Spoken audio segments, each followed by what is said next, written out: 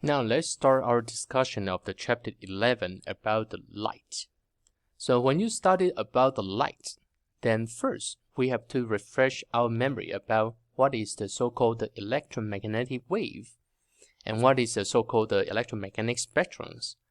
Then we'll find out the reflection and the refractions we learned in the chapter 10 can be applied here.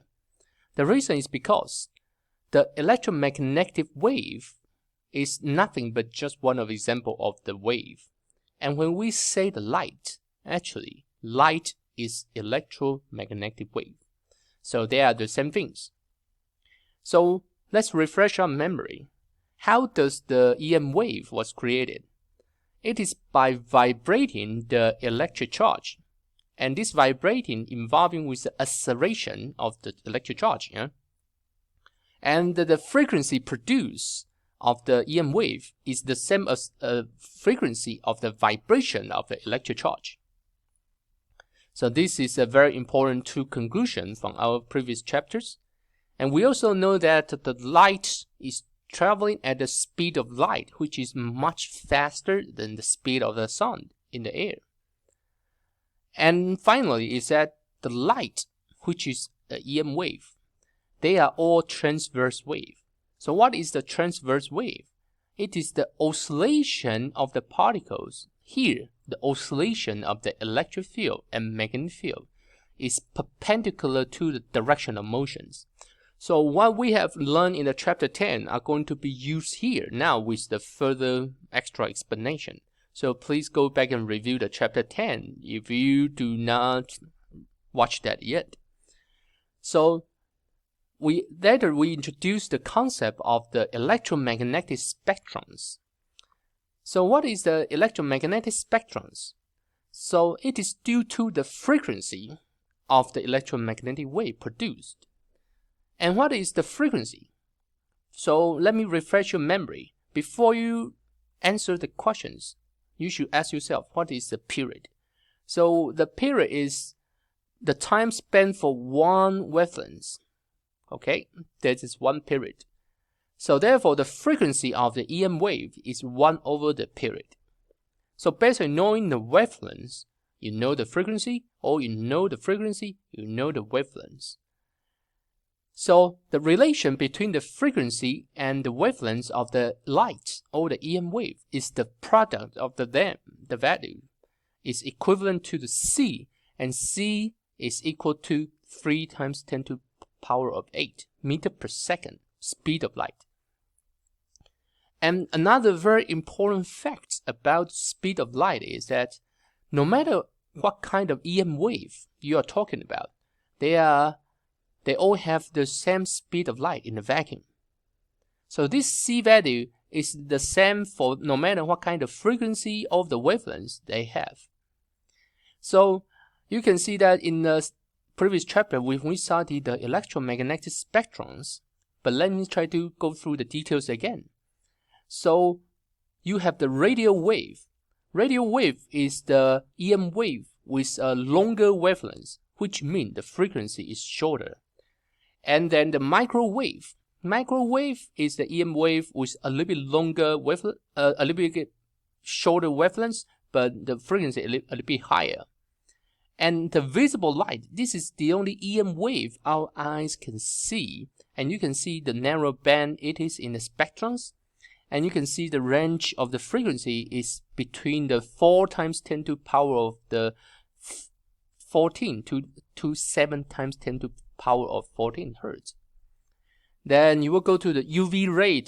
So the light from the sun are mostly made of the UV ray and the X-ray and the gamma ray. So you can see the spectrum here is that the frequency will become faster and faster, and the wavelengths will become shorter and shorter. And this all of the EM wave composed of the so-called electromagnetic spectrums. So now let's take a look about this one, the same pictures. So you can see that now I try to write down the wavelengths, the pictorial here. So you can see that when the wavelengths become shorter and shorter, the energy will increase. So this is the second very important physics about the EM spectrums. The shorter the wavelength, the bigger the energy. So that's the reason that the UV ray could hurt your skin. So when you go out for the sun bath, you have to put a sunscreen. Yeah? That's the reason. You don't want your skin exposed directly to the UV ray or UV light. And when you go to the hospital, if you have the chance or went to the dentist, visit your dentist, they will use the X-ray to see the structure of your bone. This is also harmful to your body. So that's the reason they always ask you to wear a clothes. Within the clothes, you can see that there's a metal inside. So they try to prevent the unnecessary area was exposed to the X-ray. And the reason is because the shorter the wavelength, the higher the energy. But you can understand exactly the same physics in the opposite way. The higher the frequency, the bigger the energy. The smaller the frequency, the smaller the energy it carries. Okay? So now in the previous slide, I showed you the connection between the wavelength and frequency. Now you can see that how does the energy connected to the wavelength and the frequency. Finally, about the electromagnetic spectrums, I think it is a good idea to show you that how do we apply that different kind of wavelengths to our daily life. So for you when you are driving the car, when you hear the radio station, for example FM, AM, they are basically just tells you the frequency of the radio wave you are receiving. So they are used to broadcast the radio or the televisions. And how about the microwave? It is used when you are trying to heat your food or your telephone. Use especially the wavelengths at the microwave. But in the future, when we entering the 5G era, 5G era means the wavelengths will be shorter. Okay, but currently it is still within the microwave the range. But in the future, the wavelengths will be different. And infrared is the one used to transmit the heat from the heater, from the sun, from the fire, and your body can feel that through the infrared.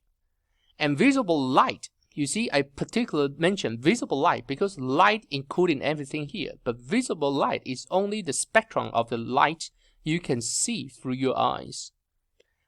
And UV ray is the one you can observe by the skin, and they can also use when you see the fluorescent tube outside when you went to the downtown in the evening. When you see the light, they are mostly made by the fluorescent tube.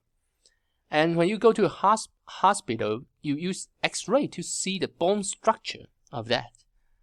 And finally, the gamma ray. So gamma ray can be used in the hospital to kill some cancer cells.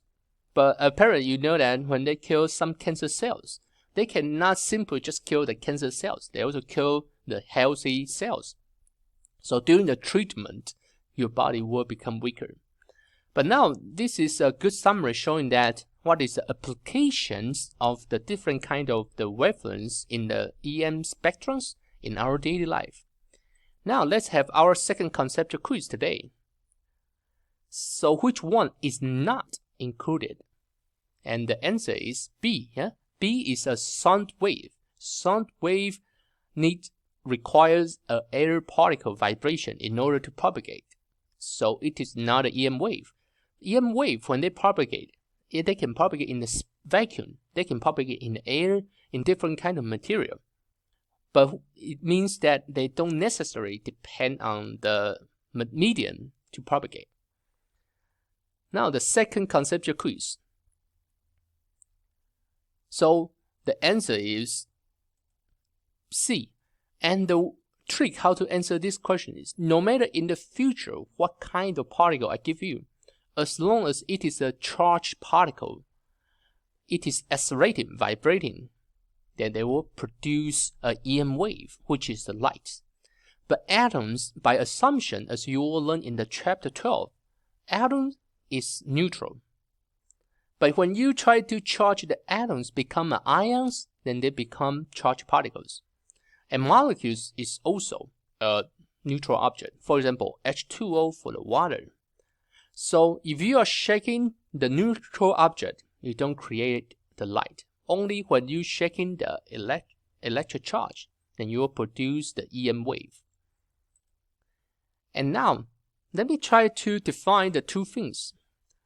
So depending on the materials, if the light can penetrate through, then we will say it is the transparent one.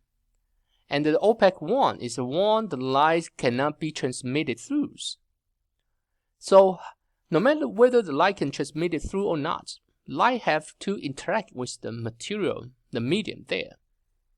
So what really happens is that whether the light can transmit it through, it depends on interaction of the light. You can consider it is a force vibrations. So light will incident with the electrons in the material, and they will force them to vibrate. So if they can successfully vibrate them, then light can passing through. So let me show you this one as examples. How does the light penetrate through a glass? So the light will hit on the atoms in the glass, and they will first interact with the electron for the first glass atoms. And now this one will interact with the second one. And now the electron in the second atoms will start to oscillate and pass through the third one, and this one will continue. Eventually, the light will just passing through from the other end. So in terms of what happens is that light is a force vibrations, and you can consider they carry the energy. So the energy was absorbed by the electrons within the atoms. So now you can tell or say that light was absorbed by the electrons. So electron will be excited and decay, and they will transmit and produce another light when they hit the second atoms, and they will excite the electrons in the second atoms, and now the electron will excite it and produce another light and hit the third one. So the light actually propagates originally is no longer the same one. You can consider that it can produce a new light, and this light will keep transmitted and passing through. That is what we say for a transparent object. How does the light penetrate through? So you can consider that this vibrating electron is either emit a photon or observe a photon. You can try to think in terms of the interaction of the particles. So the transmissions of the particle in the glass is, by the other language, it is the absorption and re-emission of the photon. And what is a photon? Photon is a particle of the light. It is a particle of the light.